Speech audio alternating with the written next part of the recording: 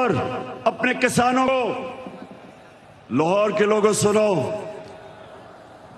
हमने अपने किसानों को कैसे फायदा पहुंचाया। शुगर माफिया जो किसानों को कीमत पूरी नहीं देता था, टाइम पे पैसे नहीं देता था, क्योंकि सारे ताकतवर सियासतदान दोनों पार्टीज में शुगर माफिया का हिस्सा थे।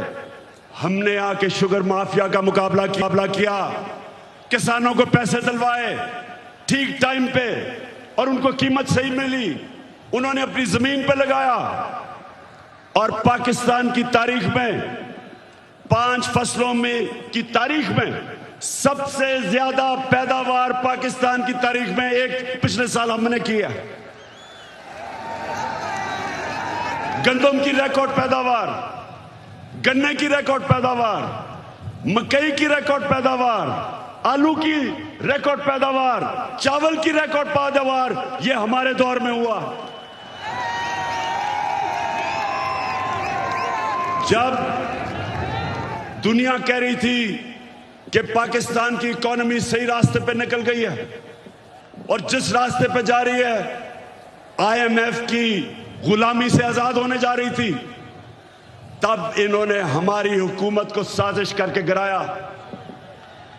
पहले हुकूमतें गिरती थी, 2 दफा बेनजीर की हुकूमत गिरी, 2 दफा नवाज शरीफ की 90 की दिहाई में। जब भी गिरी करप्शन पे गिरी। मैं चैलेंज करता हूं, बताएं कि क्या इमरान खान ने कोई लंदन में फ्लैट लिए, कोई फैक्ट्रियां लगाई? मेरे पे आज इल्जाम लगाया जा रहा है कि जनाब तोशा खाना से इसने कोई चीजें ली। जरा लाहौरियों जरा सुनो, तोशा खाना है क्या, समझो पहले ये क्या है। जो भी तोहफा मिलता है प्राइम मिनिस्टर और उनके वजीरों को, जो भी तोहफा मिलता है वो तोशा खाना में जाता है।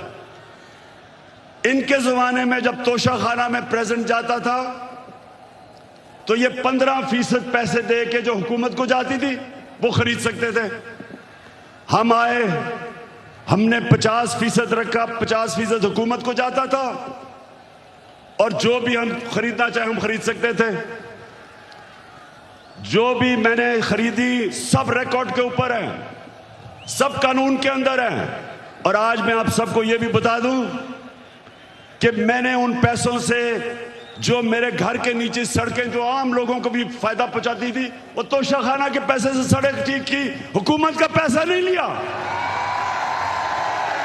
मेरा जो घर है मैं कानून के मुताबिक उसको कैंप ऑफिस बना के सारे खर्चे हुकूमत देती है, यानी आप देते हैं टैक्स, आप टैक्स पेयर उसका पैसा सारा देता है। मैं अपने खर्चे देता हूं। मैं कोई ना लाहौर का घर ना वहां कैंप ऑफिस नहीं किया, अपने पैसे से वो चलाया। जो दीवार नीचे बनानी थी सिक्योरिटी फेंस, गवर्नमेंट से पैसे नहीं लिए, अपना ऑफिस चलाया, गवर्नमेंट से पैसे नहीं लिए। और ये लोग जो आज प्रोपेगेंडा कर रहे हैं, मैं चैलेंज चला हूं कि तुम्हारे मैं चैलेंज करता हूं कि कभी पाकिस्तान की तारीख में किसी प्राइम मिनिस्टर ने अपने ऊपर इतना कम पैसा खर्च नहीं किया जो मैंने किया। चैलेंज। और ये एक और वजह कि बाहर से साजिश हुई। अब ये जरा गौर से सुनना है आपने, क्योंकि मैं चाहता हूं इसके बाद जो मैं आपको लाएमल दूंगा वो बड़ा जरूरी है कि पहले आप समझ जाएं कि ये हुआ क्या, ये क्या कितनी बड़ी साजिश इस मुल्क के खिलाफ की गई है।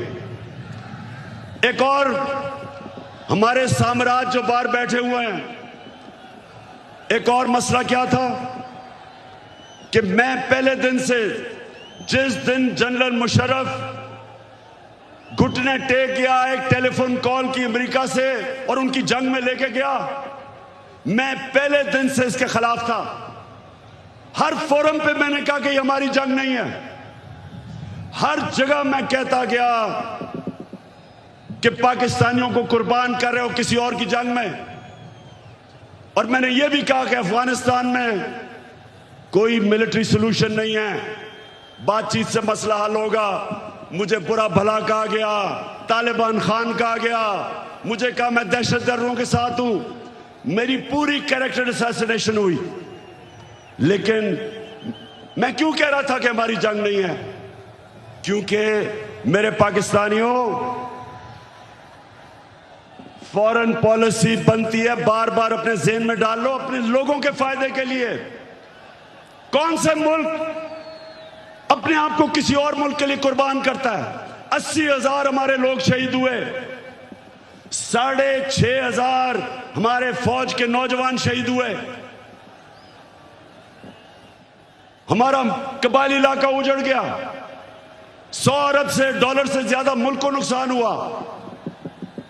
कभी कोई कमीशन बैठी, कभी किसी ने यह सोचा कि ये किसने हमें इस जंग में लेके गया ताकि आगे से हम इस तरह की हिमाकत ना करें।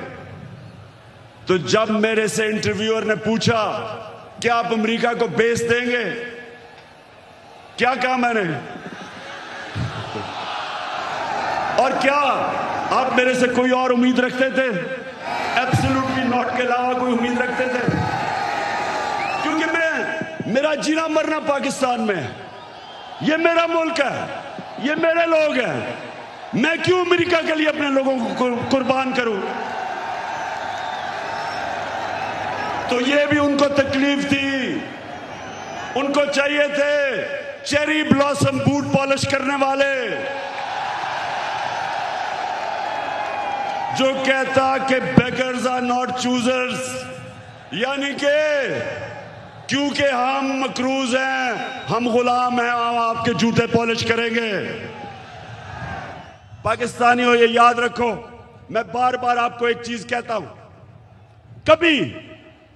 कभी किसी जमात को वोट ना दो जिनके लीडर्स के पैसे जायदादें बाहर पड़ी हैं, कभी उनको वोट ना दो।